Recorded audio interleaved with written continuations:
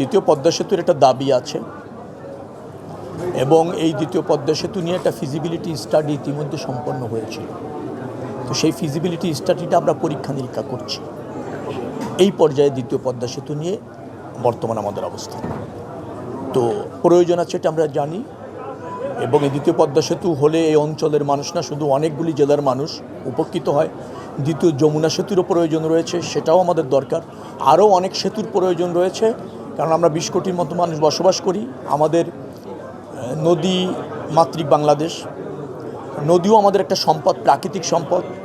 নৌপথ প্রাকৃতিকভাবে আমরা পেয়েছি, রক্ষণাবেক্ষণ যদি করতে পারি, সংরক্ষণ করতে পারি, এটাও যোগাযোগ ব্যবস্থায় একটা আমূল পরিবর্তন আনতে সক্ষম।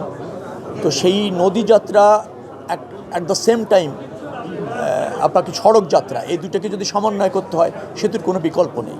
তো সরকার এগুলি অগ্রাধিকার ভিত্তিতে বিবেচনায় নিয়েছে এবং প্রক্রিয়াগুলি যাচাই বাছাই এবং সম্পন্ন করবার জন্য কাজ করছে।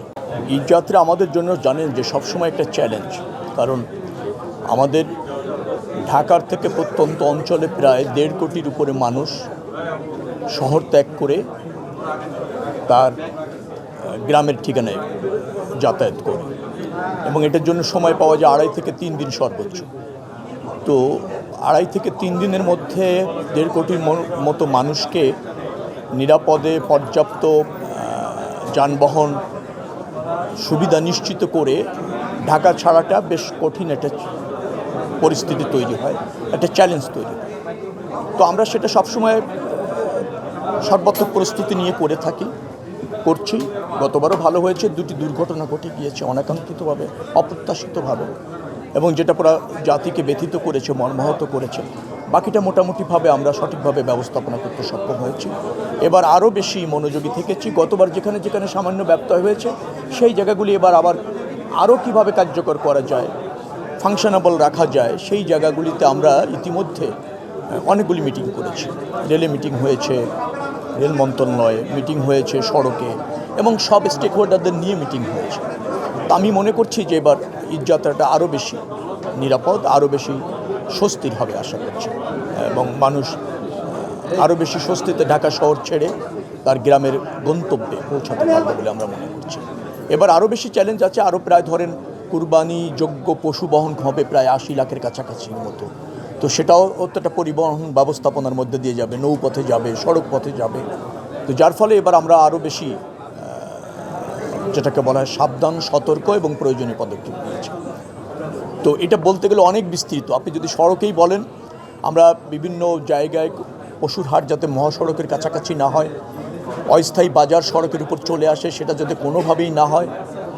আমরা ধরেন 208টির মতো সেন্সিটিভ মোড় যদি বলেন, যেখানে যানজট তৈরি হওয়ার উপক্রম হয়েছে অতীতে, সেইগুলি চিহ্নিত করে ওখানে মোবাইল কোর্ট, সার্বক্ষণিক নজরদারি, হাইওয়ে পুলিশ যাতে সবসময় ফাংশন করে, এই পদক্ষেপগুলি আমরা নিয়েছি।